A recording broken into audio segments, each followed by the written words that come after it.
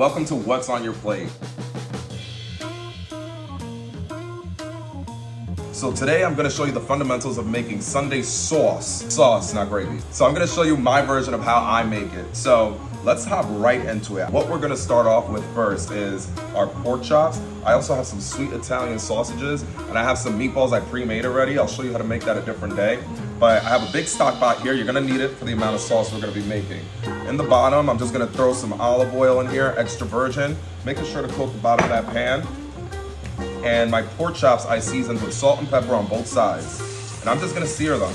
Now, we're not looking to cook this all the way through. We're just looking to get some color. I want that Maillard effect to start happening. Maillard is the browning. Anytime you have browning in food, that's what gives flavor. So that's what we're trying to achieve here. Everything is gonna happen right here. We're not gonna lose any flavor throughout this process.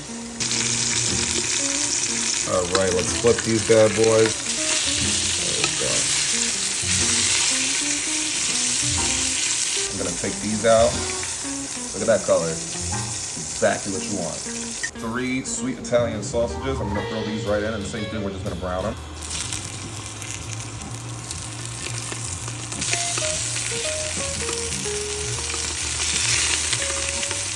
All right, I'm gonna take these out.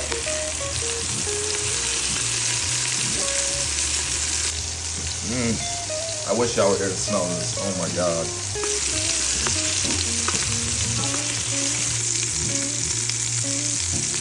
I'm gonna start taking these out. Look at that beautiful brown color we did on that. Right now, if it was Sunday, you're waking up from a hangover, and you smell this, shoo, you already know. We have all of our meat cooked.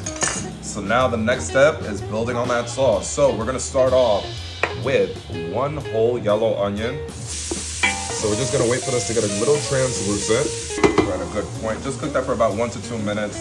Now at this point, I'm going to add 8 cloves of garlic. And I know it sounds like a lot, but you need it. Because once you saute this, the garlic gets this sweet flavor, but it really flavors the sauce extremely well.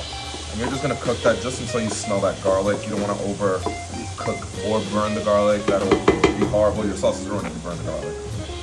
I'm also gonna add some Calabrian chili peppers for a little heat, about 1.5 teaspoons. You can go a little further if you want more heat. You can go a little less if you want less heat. You can do completely without this if you don't like heat. I am also gonna add 8 basil leaves that I julienne. Can't forget salt.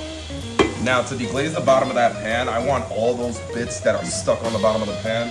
I'm gonna use some white wine. I'm using Pinot Grigio here, just about a ½ cup, and just scrape as it's heating up. So remove all those bits and pieces from the bottom. You got the whole facial over here. We're gonna add San Marzano tomatoes. It has to be San Marzano. Don't buy no Hunts, no Goya. They have to be San Marzano Italian tomatoes. Not Italian style, there's a difference. Okay, we're gonna add this right into the pot. And this is about 6.5 pounds of tomato. Just gonna stir this all together. Because I simmer it for a long time, what's gonna happen is you're gonna have a lot of the water naturally in the tomatoes evaporate. So what I do is I just grab a little tap water. Right in the can, I empty the tomatoes in. And I also just swish it around a little bit and grab those little pieces of sauce just hanging around the sides there. And then I add that right into the sauce as well. It's not gonna thin out because the more you cook it, the more water is gonna evaporate. So don't think, oh my God, I'm gonna have such a thin, watery sauce. It's not gonna happen, I promise you. Now to this, I'm also going to add about 10 basil leaves, and I'm literally just gonna grab them with my hand and tear them right in there. Next, we're gonna bring our sauce to a simmer. Now, right before we start really bubbling, I'm gonna grab my potato masher here and just start crushing some of these tomatoes in here. You don't have to go crazy because as you're cooking your sauce, the tomato themselves become super tender and start falling apart themselves. But I just wanna make some room for all the meat I'm gonna add, just to make it easier to mix around and all that stuff.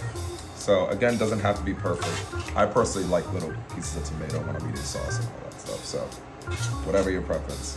Some people go as far as putting it in a blender just to make sure they don't have any chunks at all. I like mine a little chunky, so this is the way we're gonna go. It tastes so much more delicious and so much more authentic.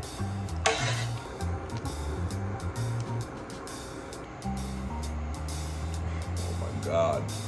Just a little bit of salt. Oh, this is perfect. Here's that sausage we seared. We're also gonna add the pork chop. You want them bone in too. That's something I didn't mention before. Make sure your pork chops bone in, more flavor. And then all that juice left on the plate, we're not leaving any flavor to rest. Meatballs going right in. We're just gonna give this a stir. Mamma mia! Shit! So look at what we did here. We browned all of our meat, we took it out, all that fat that fell from the meat, we left in there. Then we started sauteing our onion, our garlic, our basil. Then we added white wine, right, to deglaze the bottom of that pan, get all those nice brown bits from the bottom so it can infuse into your sauce.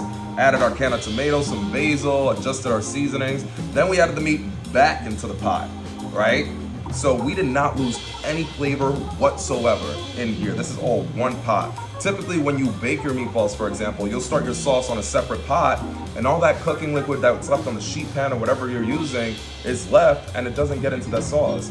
Same thing with frying. Most people fry separately and start their sauce separately, and then you lose all that frying liquid because you have so much fat in there. We fried our meatballs straight in here. We seared our pork chops straight in here. We seared our sausage right in here. So we did not lose anything. So we're gonna give this about 2 hours or until that pork chop is falling off the bone. Your meatballs should be super tender. And this is why moms, nonas, mamas, whatever you call them, they start this off early in the morning, right? You get that smell all around the house. You know it's Sunday. And the more you let this sauce simmer and get more flavorful, the more delicious obviously it is. So it's been about 3 hours. Our sauce is pretty much ready. So you can see, first of all, it's thickened up, right? Like I said, I added that water because it does evaporate. So we have a nice consistency going on with the sauce. I mean, I'm gonna take this out just so I can show you how I determine the readiness. Our meatballs are perfectly intact and I know they're gonna be tender. And then we got some sausage floating around in here as well. Look, I didn't even like cut this. This is just me stirring of how tender it got and eventually just broke off. So let's come over here. Literally just falling, like I'm barely just, you know, that's how I typically determine the sauce being ready. And then obviously by the look and thickness of it. So,